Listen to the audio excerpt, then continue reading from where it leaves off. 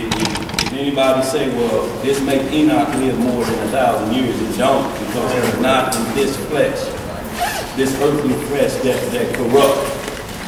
When you reach them levels, flesh don't corrupt anymore. We got that one yet? 2 Kings 2. 2 Kings 2. Everybody there? Hold on.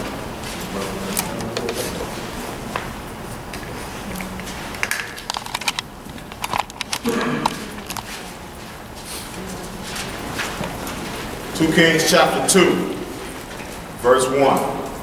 It came to pass, when the Lord would take up Elijah into heaven by a whirlwind, that Elijah went with Elijah from Gilgal. And Elijah said unto Elijah, tarry here, I pray thee, for the Lord has sent me to Bethel. And Elijah said unto him, as the Lord liveth, and as thy soul liveth, I will not leave thee. So they went down to Bethel. And the sons of the prophets that were at Bethel came forth to Elijah, and said unto him, knowest thou that the Lord will take away thy master from thy head today?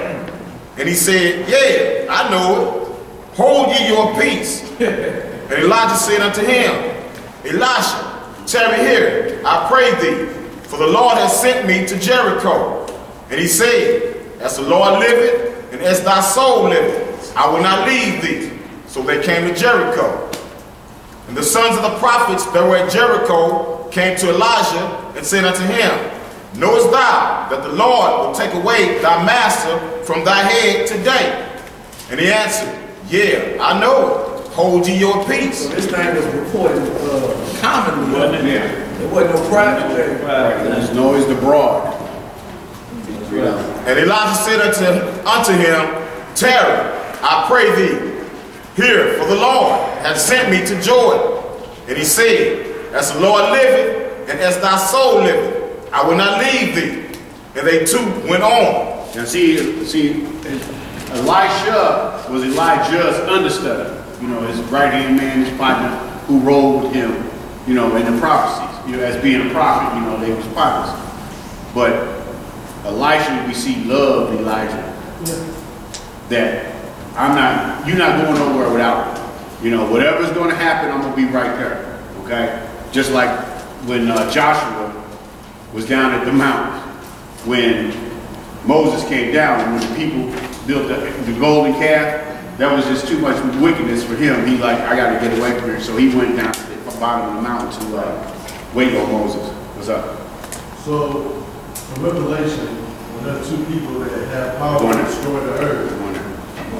Coming real close. We getting real close to that script, but then we are going there. That's what we talking about. Wait, tell me what we're going. Into Revelations 11.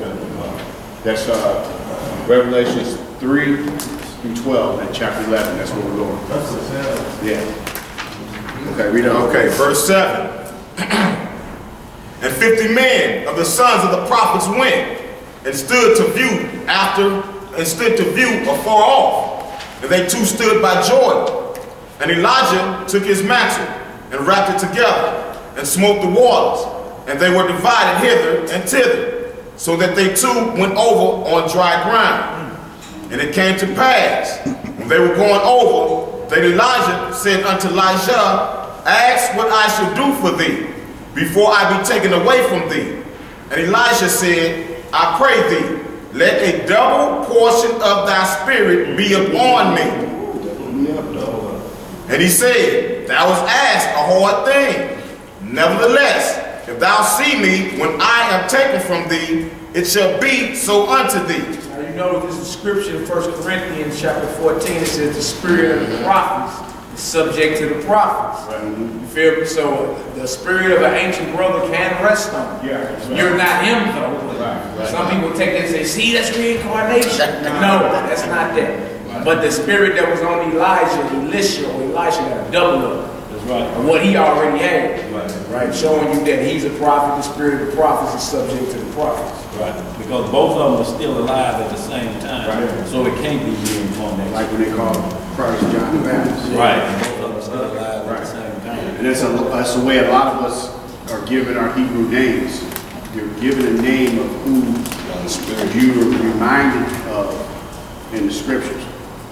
or that act is resting on you. You're not that person. You're just doing the same thing. Like John the Baptist and Elijah had the same exact spirit. They spoke the same. They acted the same, but they were two different individuals that just did the whole thing. Right, because both of them showed up at the Mount of Transfiguration, Elijah and Moses. So Moses and Elijah. So Peter and them seeing them had never saw them before. This 2,000 years later. So how did they know who those people were? It's a name tag. Right. And see, also, what we get ready to read in here is that, see, through study, this is another point, that not just going to Bible study on the weekend, going to church on Sunday, your personal studies, you learn stuff. We see already that he split the River Jordan and crossed over on dry land, right? So we only thought that happened at the Red Sea, when the Egyptians fled out of Egypt. You know, I mean, the Israelites fled out of Egypt over to the Promised Land, to the wilderness. So we see that this happened not once, but it's going to be 3 times. It happened in Jericho too. Had to go into Jericho. Into Jericho. Okay. So finish it off, bro. Okay. Verse 10 again. And he said, thou hast asked a hard thing. Nevertheless, if thou see me when I am taken from thee, it shall be so unto thee. But if not, it shall not be so. And it came to pass, as they still went on and taught, that behold, there appeared a chariot of fire and horses of fire, and parted them both asunder. And Elijah went up by a whirlwind into heaven.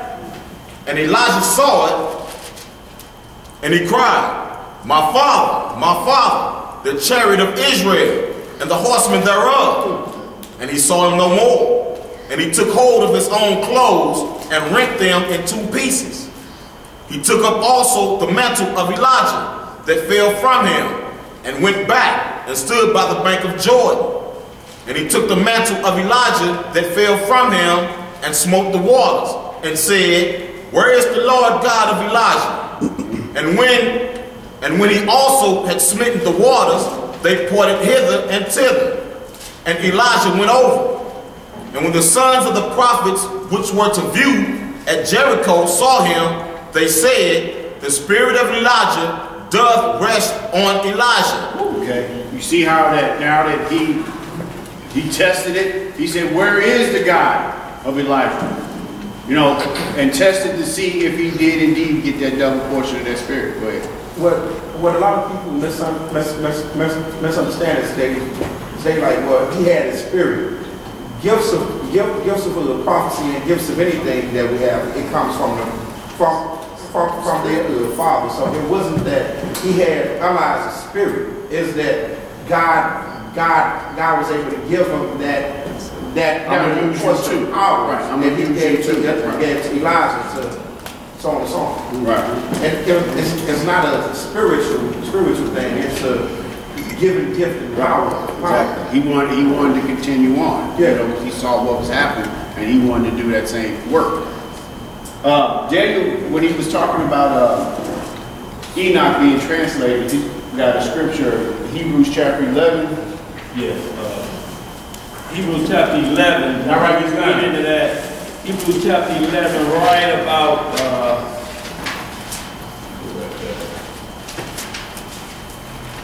when you read there, it's talking about the men, all great men that live by faith, and it talks about Enoch chapter 11, verse 5. But also write these down in the book of Jasher chapter 3, verse 27 through 36 is going to talk about Enoch when he was called up, and what Jehezekiel just read about the chariots of the Lord. Enoch explained what those chariots look like and the horses that's running. Yeah. You know, that Jasher chapter 3, verse 27 through 36, and then read Jasher chapter 4, verse 1 and 2, and it talks about Enoch, how long he was on the earth, and when he was called up. So it's matching up with the Bible. Right. And the chariots of the Lord are what we call, they call them UFO. Yeah. They say they're unidentified, but we call them IFO because the Bible identifies what they look like. It breaks it down. So if you see a chariot of the Lord coming, you be hollering, that's a UFO, and you are attacked instead of understanding the one that's coming from the Lord. Not E.T. Not E.T. You won't see that. But they know how it's going to take place, the second coming. If you look at Independence Day and then read Ezekiel 1 and 27, because he breaks it down, a wheel inside of a wheel. And when you read his description of it, what's the drivers of it, they let you know who's driving. You know, so, but these break all of that down. These law books break those down to the letter, so that when you see these things that Hollywood is portraying, Hollywood already had these books. See, they have to warn the other side of the war. Their adversaries against Christ. This is how Christ is coming back. So it's more so for them warning their people, because they saying you're going to fight against it. Lucifer not coming like that. You know, his spirits and demons are roaming this earth right now. The way he explained it once before is that we have to be in the mindset to not run from, but run to. Right, but know the difference, because the government is creating their own UFOs as well. You know, and these top secret stealth bombers, you see these things and you may think that, but that's the United States that got that technology to that level. Everything we see is 15 years old. These iPhone 5s, them 15 years old with technology. They're way ahead of you, what they're using. Okay. Let's hit this Malachi. Let me finish that with 15 off. We started 15. And when the sons of the prophets which were to view at Jericho saw him, they said, the spirit of Elijah doth rest on Elijah. And they came to meet him and bowed themselves to the ground before him. Okay. Now we're going to go and show you in Malachi. And let me say this also too, you're going to get a question of, did Elijah, was he gone for good? Elijah came back one time again and left some notes for us that y'all found. You know, the same way Enoch did. Enoch came back a couple times and had to rap with some people, Methuselah or whatnot, and told them, look, you better tell them they better get themselves in order. And then they were taken back up. But in 2 Chronicles chapter 21, verse 12, you see that Elijah came back and left and ascended again back into the heavens. So we get fair warning, you know, all the time. We get fair warning. And also write down Acts chapter 7, right about 59. Also you'll see Stephen was caught up and translated to another area. The Spirit called him, and the next thing they saw him over in the Jordan area somewhere. You know, like, right, like if you, somebody, man, I just saw him in Kings Highway, on Kings Highway, Natural Bridge, and then you getting a call, he in Arizona. You like, no. You saw that with him. But we were called away at times like that. And Christ did it often when they laid the sick and put their hands on the Well, What verse in Acts 7? Acts 7:59. Yeah. And that 2 Chronicles 21, you'll see Elijah came back and wrote a letter. But in the beginning of that 21, you see it's the son of Solomon, Jeroboam. So you know Elijah was called up way before Jeroboam was born. But you see a letter coming from him at that time. Where we at? Malachi 4. Malachi chapter 4.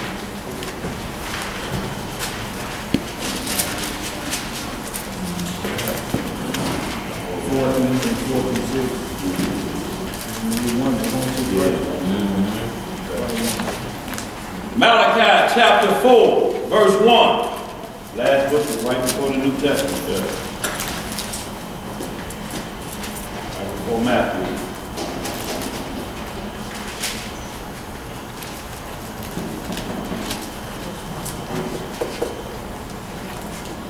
Here we go. Malachi chapter 4, verse 1. For behold, the day cometh that shall burn as an oven, and all the proud, yea, and all that do wickedly shall be stubborn. And the day that cometh shall burn them up, saith the Lord of hosts, that it shall leave them neither root nor branch. Has this day happened yet? No. But unto you that fear my name shall the Son of Righteousness arise with healing in his wings, and ye shall go forth and grow up as calves of the stall. Now you have to understand, a lot of Egyptologists run to this Malachi 4 and 2 and say, look, this is talking about Ra, the sun god. But you have to understand how this is worded when it's talking about the Christ.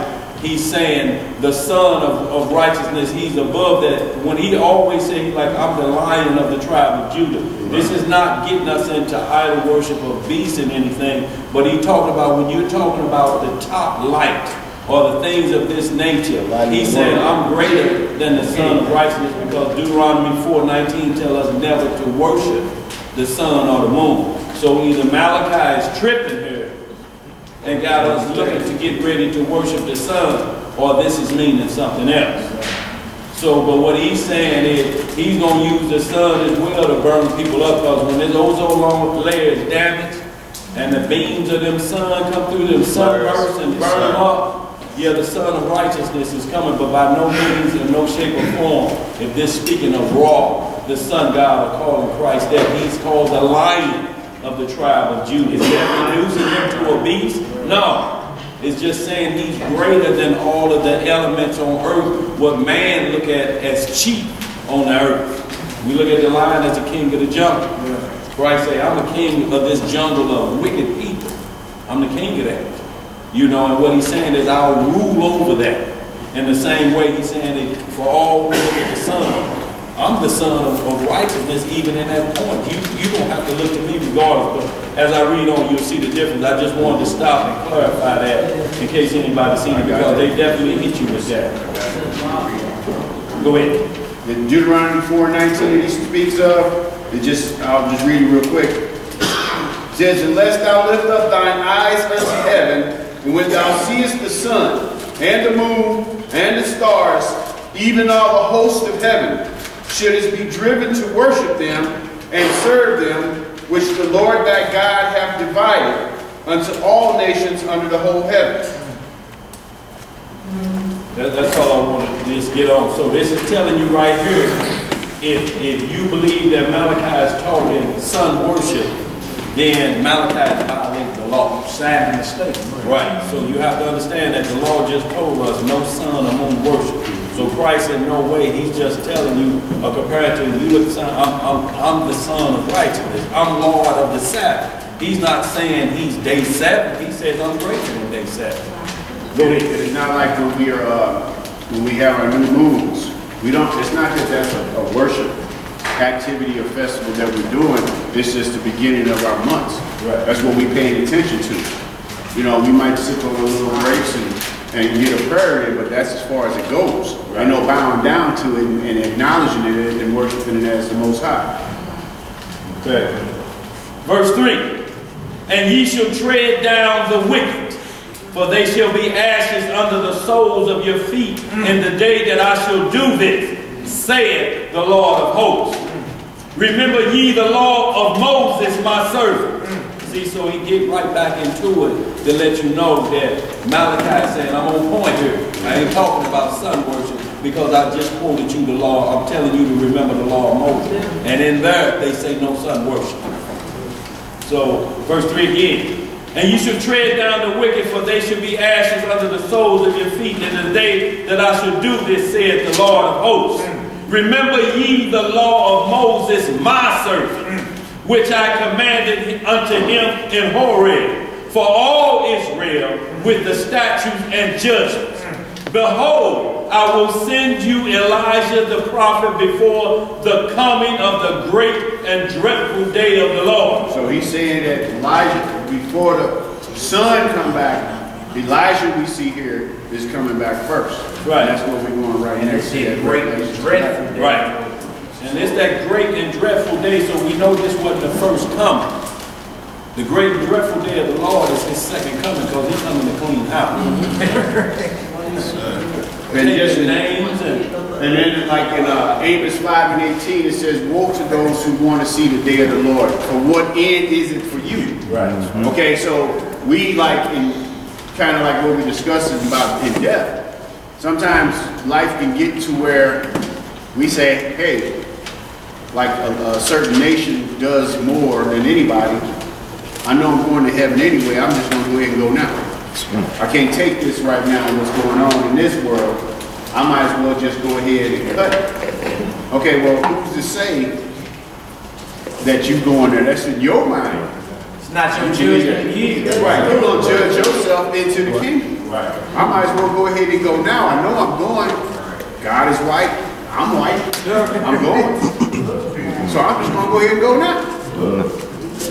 I got another side to that, though, because with us being children of the Father and being in line with the Father, if you know that you were in love with the Father, first of all, and you have a good relationship with Him, and He's pleased with you, shouldn't you long to see that day come? But you still, it's like I say, the scriptures say, what is it for you? Right. You long. Yeah, we longing for it, but that still don't mean we gonna make it. That don't mean all you wanna hurry up yourself. That don't mean your eyes are dotted and your T's are crossed. Right. You wanna hurry it right now. into. Right. You that like you for show? Right. That's what that says. Come on, man. What you saying, bro? You gotta lay the persecution when you see the So he's right. He that endured to the end. Exactly. If you really worthy to be his brother. Right. None of us have faced temptation yet that has made us pass anything. We've not given the only way we got a guaranteed shot into the kingdom is we was to give our life, but you're gonna be gone anyway. Okay? So just like I lost my train of thought. Oh, it's a harsh reality you gotta deal with. Right. And y'all, we have to understand that there's books open, but the Most High said, I'm not going to put on you more than you can bear. So y'all have to understand this. My bearing ain't going to be his bearing. His bearing ain't going to be your bearing. The Lord said, I've sufficiently given you the amount of faith of whatever you had, and I'm going to try you on that bit of it. Now, if you fail on that little bit, then you got a problem, on your own. Because he's not going to look at you like, well, you should have had the faith of Malachi. Because what you are saying to the Lord is, I believe, study your word, I'm good, so he's going to judge you on that. Like when he say, whoever I put the children of Israel in, I am going to judge that nation. A lot of us look at that as saying, he's just going to pound them out by him saying that. No, he's telling you, look, I'm going to put the law into your hands, but they are going to be servants to you. So I am going to judge you based on how you treat my children of the law. Yeah. So he's not saying some nations like Cyrus the Persian. Yep. He judged him according to how he treated us. He called Cyrus, he said, you my servant. You didn't treat my children against my law on them levels like that. You treated them of how I put them in captivity. But those nations that treated us and jacking us with these diseases and different things, he said, I'm going to judge you according to my law. There are some people that I hang around that, like, say you go to a party that you're probably having, just a house thing, getting together, not kicking and dancing and stuff, but, I come over and they like, if anybody, so I walk in the door, if anybody going to heaven, he going. I said, no, I'm the last one to go. You gotta make them understand that. Right. See, but then these same people who you try to witness to with the word don't want to hear it, but they say they believe. Because you ain't saved, I got my own personal relationship with God. You got saved, folks. When it comes to this, they like this. Exactly. Because as long as they don't know, they keep, but I believe. You see what I'm saying? That's the mindset. That's the mindset. Yeah, but when you question them and ask them things, they don't want to hear it. So you eventually stop telling them. You know what I'm saying? But no, you're not gonna put that jacket on me because I'm not the one that's claiming to wear that jacket. Yeah. I'm trying. Every day of my life I'm trying. Yeah, that's right. Go ahead. Back on what you were saying, bro. This is Luke chapter 21, verse 34 to 36. That's where I was going. And goes like this. And take heed to yourselves, lest at any time your hearts be overcharged with surfeiting and drunkenness and curse of this life, and so that day come upon you unawares. For as a snare shall it come upon all them that dwell on the face of the whole earth. Watch ye therefore, and pray always, that ye may be accounted worthy to escape all these things that shall come to pass, and to stand before the Son of Man. See, that's the script. When I said I lost my train of thought, that's where I wanted to go, and all praises, brother, caught me like that. But the point is, what that script says is that how can we be saved when he's telling us to watch therefore and pray always, that ye may be accounted worthy to escape the things that are yet to come to pass and to stand before the Son of Man. We don't get no pass. You know, there's no finish line where I made it. I'm over here now. I'm chilling. And I'm looking back at y'all like, come on now, come on. You know, but there's no safe spot for me in this world. There's no safe spot for me to say, okay, I ran a good race. Now I can sit down and I can retire from sin. What's that scripture again? Luke chapter 36, verse 21. 21, verse 36. No, 34 through 36. 34 to 36 is what he's read. But see, that's what I'm saying. We don't get a sweet spot. We know it says, might be, shall be, will be. Of those that endure to the end shall be saved. We ain't met our end yet. We got two ends possible. The first is he gonna come back before we give up the ghost, or we gonna give up the ghost. And then y'all also write down Revelation 3 and 5, talk about how your name can get blotted out in the book of life. That's right. So your name is in there once you confess, but you got to finish the course. Keep it in there. Because your name can get blotted out. And also Ezekiel chapter 18 and chapter 33 of that Ezekiel. Those are that if a righteous man turns from his righteousness and start doing wickedness, none of the stuff he did was he not remember. Right. But it's meaning that just because you're on a righteous path, if you ain't endured to the end and heard the words, job well done, Right. good and faithful servant. You ain't heard that, you ain't met your end yet. Right. And also keep in mind that because Ezekiel chapter 18, and then chapter 33 is the second witness to it. From how a man can turn from his, he can turn from his righteousness and start committing wickedness. And the flip side, a wicked man can be wicked his whole life. At the last minute turn, and then he counts for righteousness. So you have to make it to the end, or endure to the end, for that whole thing of being saved. Sometimes Paul throw it out there as if you finished the race already and say you are saved by grace. But then the next breath behind it, he say for those that perish. That's somebody that died. Right. You see what I'm saying? So sometimes they throw it out there as if the race is already over. Right. But he got plenty of spots in there calling himself a wretched man. That's right. Chief of sinners. Right. I don't count myself as if I've already attained it. I'm still pushing forward to the high mark and calling of God. Right. So we got to endure to the end to be considered saved, per se. So your name can't be blotted out in the book of life. And you have to, in a sense, what Mallory is saying too, you have to still claim it. But understanding that I can lose it at any moment, it ain't guaranteed. But you still have to be focused, because faith is the thing hoped for. So it's not evident of the thing seen. So you're hoping to see yourself in the kingdom. So you got to always consider your mind. And you saying, if I'm gonna be there, then my mind can't be on this trivial stuff. I got to see the kingdom. And all this crazy, this loose stuff, I can let that go at any time. But my focus is here. And that's my hope to see me there. And if you hoping that, then you need to be practicing the right things and trying to eradicate as much sin out of your body as you can. Because it keep You gotta fight, baby. all right. See that? Go ahead. And see that hope will keep you from doing things, you know what I'm saying, that you would do if you didn't have that hope. You know what I'm saying? So once you keep these scriptures in remembrance, these laws, commandments, statutes, and judgments, and understand, man, the race, though, what's that saying? It's not to the swift. It's not to the swift is but to those who endure. Right. So, and y'all understand this, the thought mindset you got to have under the order we are under now, under the order of Melchizedek, the priesthood of Christ. It's like me and Mal always talk about the ATM robber. You think he riding around with almost $1 million in cash in his trunk, and we mad. How could he trip like that? How could he send that gal to walk and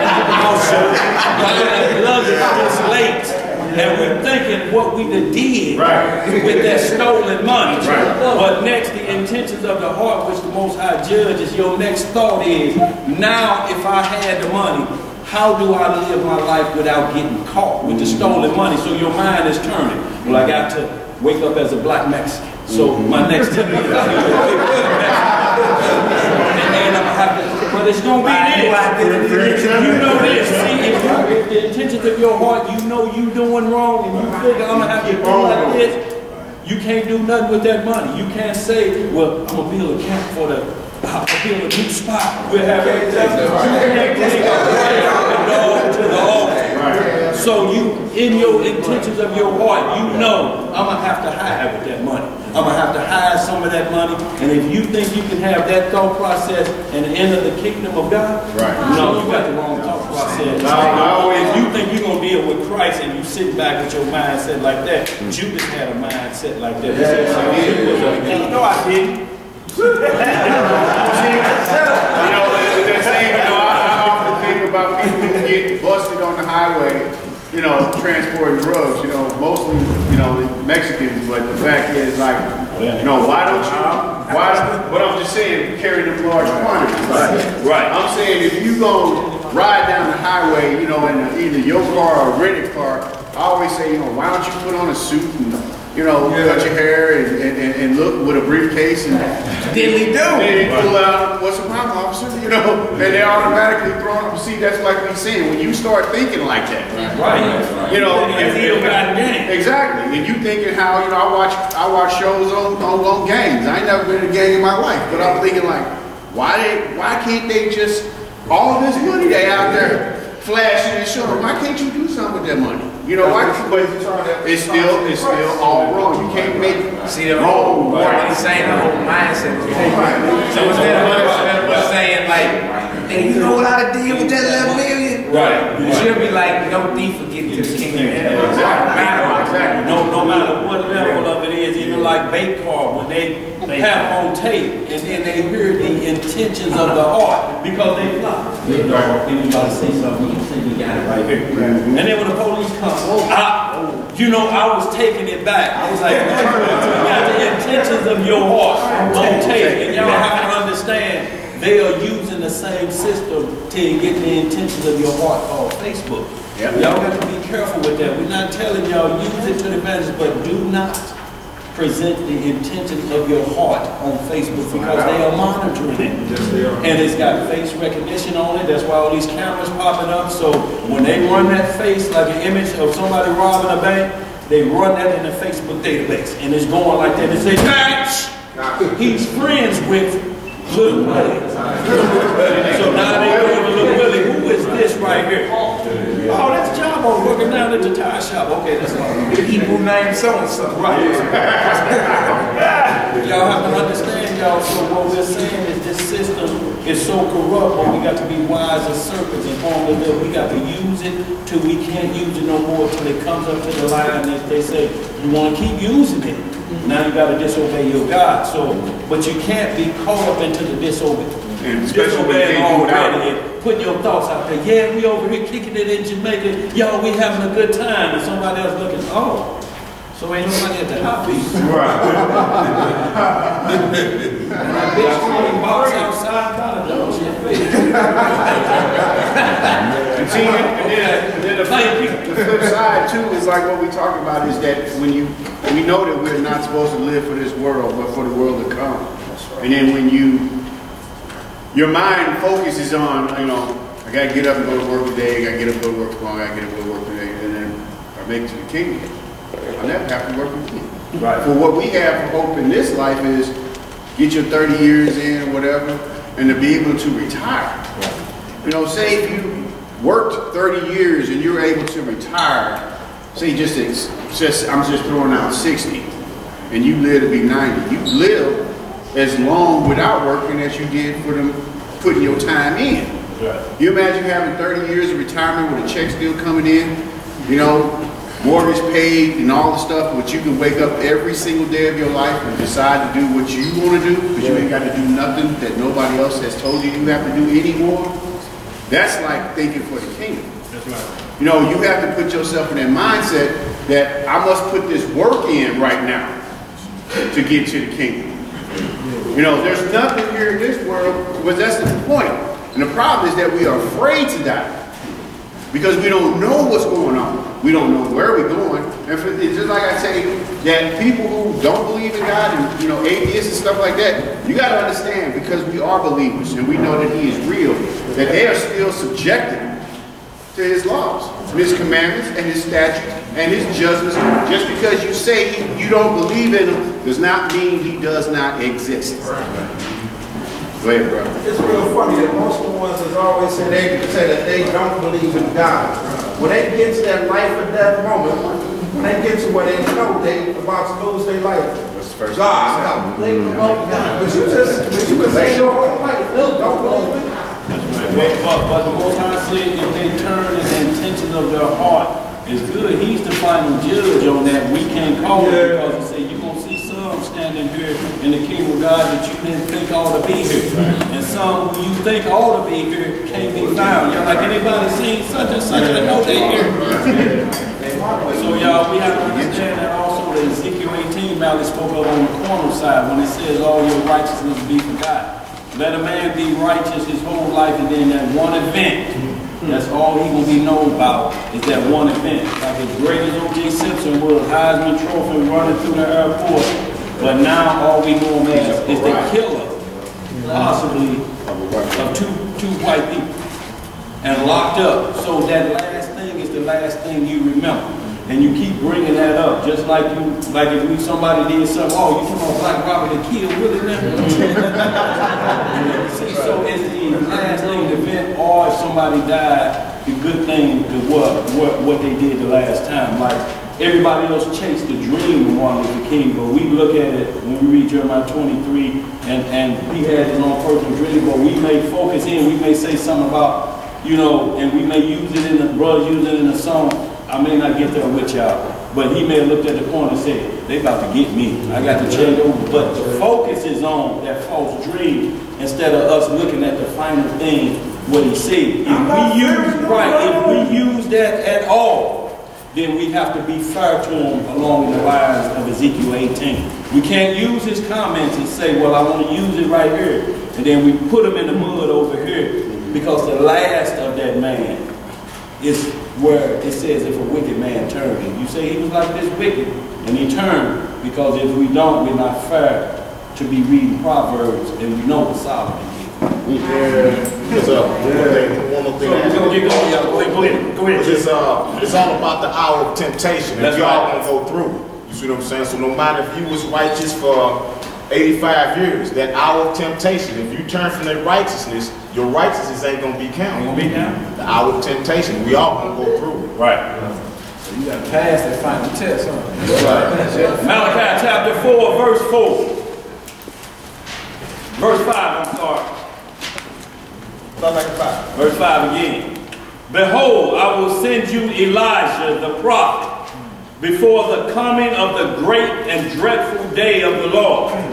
And he shall turn the heart of the fathers to the children, and the heart of the children to their fathers, lest I come and smite the earth with a curse. Okay, now we're going to go to this Revelations, and we're going to read the conclusion of them.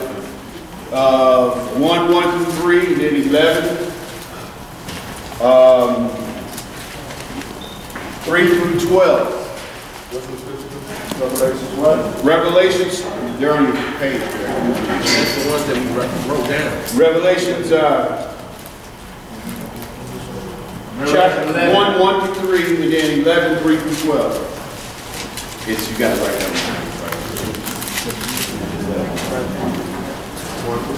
Revelation chapter 1, verse 1.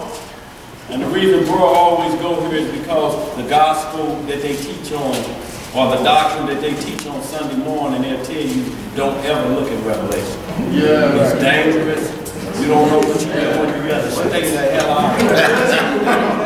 Revelation is equivalent to a weed. That's the way they make it sound. But what we're going to read here, you're going to see a difference in what Christ brought us about studying out of the book of Revelation. Right. Revelation chapter 1, verse 1. The revelation of Jesus Christ, Yahushua, which he gave unto him, to show unto his servants things which must shortly come to pass. And he sent and signified it by his angel unto his servant John, who bare record of the word of God, and of the testimony of Jesus Christ, Yahushua, and of all things that he saw. Blessed is he that readeth, and they that hear the words of this prophecy, and keep those things which are written therein, for the time is at hand. All right, so now you all see that we, we had agreed, as a camp, that we would always read this when we go in the book because of what it says, but we also, because we have new people almost every Sabbath who may have never seen this. So when, like you're on a job and you say something about Revelations, you can automatically debunk them with the very first 3 verses. Because we were taught, like he said, to stay out of the book of Revelations because we wouldn't understand it. But we see that we would throw away a blessing right up front. That's right. It's a blessing, not a curse, y'all, to read Revelation. Because it's the revealing of Jesus Christ. All eyes gonna see him. So if he said this is the way I'm coming back, you want to see the instruction manual? Yeah, you should. Because what we've been hearing is something totally different, ain't it? Yeah, flowers and cats. Some say it showed up in Florida, in the Mona Desert, Guyana town. All of these places of false Christ showing up. Script tell us he gonna land on the Mount of Olives. Yeah. That's what the scripture says. Just how he left, he coming back in a chariot of God. Just how he left, he said, I'm coming back the same exact way. So what you looking for over here in Guyana town or the Mona Desert over there with Benjamin Card at, he the Messiah. He ain't nothing matching up. Waste of space. Waste of right. Let's get it. Let's get it. All right, Revelation chapter 11. We'll make it. Yep. The book of Revelation, chapter 11. We'll start at verse 1. Well, I had 3 hours. What you gonna do?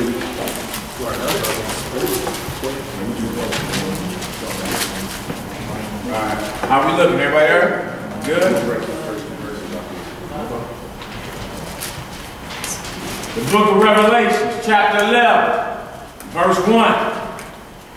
And there was given me a reed like unto a rod, and the angel stood, saying, Rise and measure the temple of God, and the altar, and them that worship therein.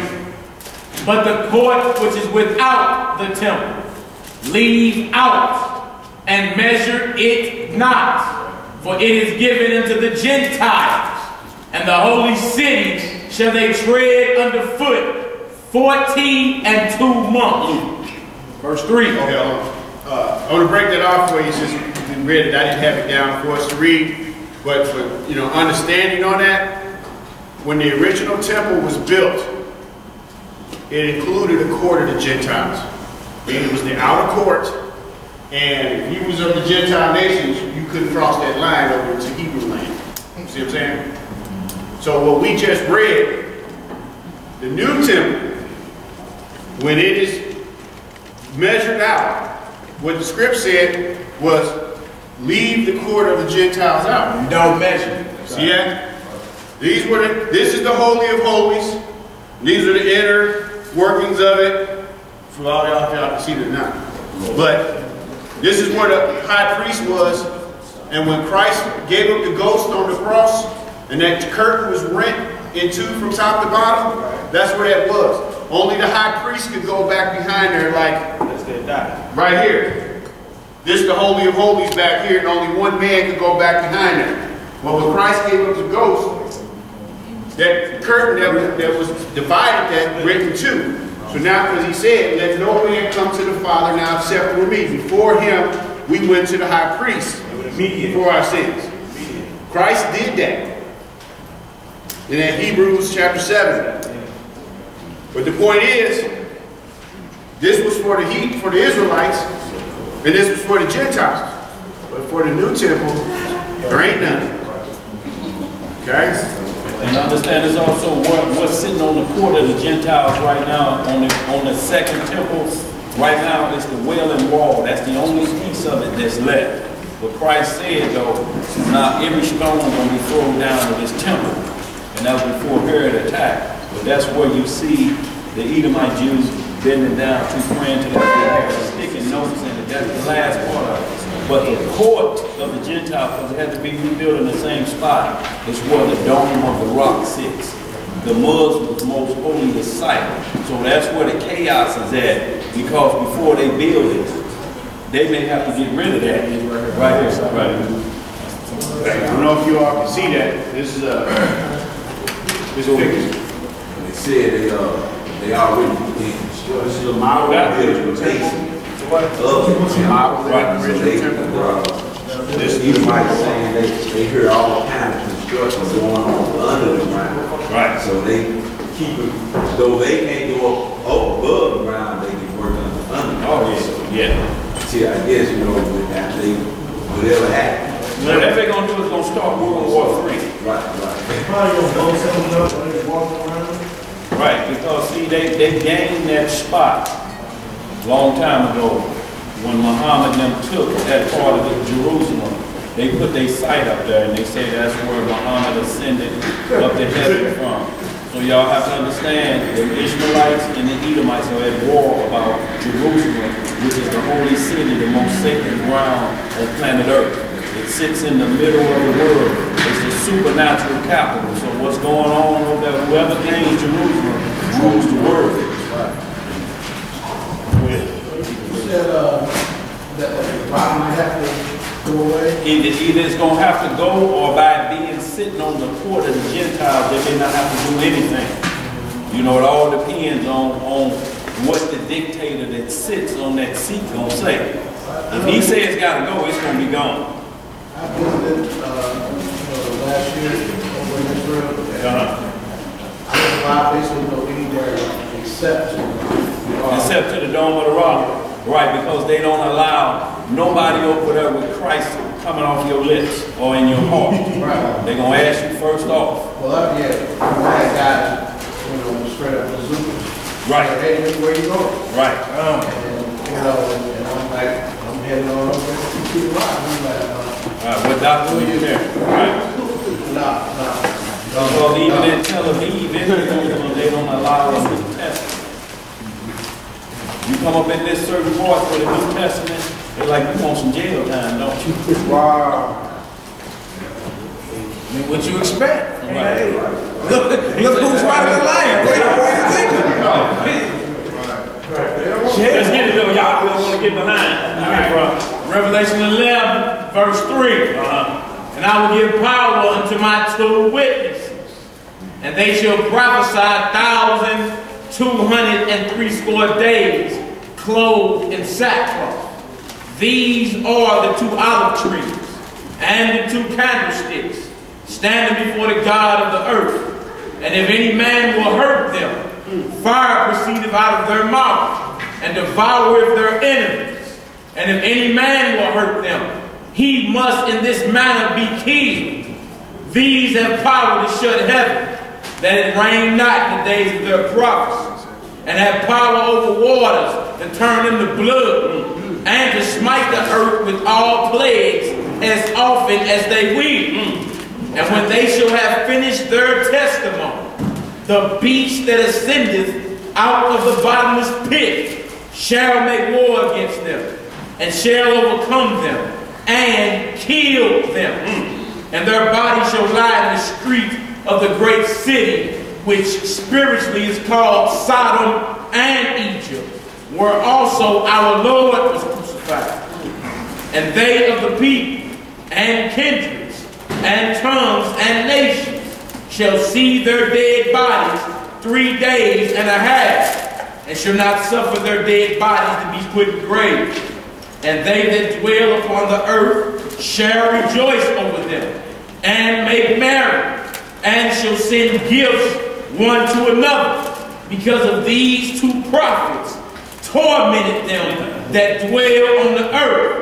And after 3 days and a half, the Spirit of life from God entered into them, and they stood upon their feet, and great fear fell upon them which saw them. And they heard a great voice from heaven, saying unto them, Come up hither. And they ascended up to heaven in a cloud, and their enemies beheld them. Okay. Now, before I break that off there, The next verse says, and the same hour was there a great earthquake, and the 10th part of the city fell, and in the earthquake was slain of men 7,000, and the remnant were affrighted and gave glory to the God of heaven. well, okay, now before I go through that real quick, I want to just read one script, one verse. It's in there. It's Hebrews 9:27 says, and it is appointed unto men once to die, but after this, the judgment. So this whole part that we just went through, we showed Enoch being taken, and we saw Elijah being taken, and we saw 2 cats coming back. Okay? And we saw that they hadn't tasted death yet because they were taken. We saw that they came back. And we saw that they died. And they laid in the streets 3.5 days. And the Lord rose them back up. When they came back, he sent them back to warn the people of the world. Y'all better get it right by time, or it's going to be on. Now you was asking earlier about wanting to see the day of the Lord, things like that from your perspective. But see, I'm going to speak for myself and no one else as a man, that sometimes I want to see the Lord do something. You know, make something happen, but we know that then people will start worshiping him out of fear of the Lord and not out of fear of the Lord. Right. There's a difference with the same word. One fear is, I'm scared you're going to kill me, so I'm going to do what you say do. That's not the fear that he wants. He wants you to worship him out of fear of the Lord, that, hey, this is what you say, I believe it, I'm with it, because this is the only option.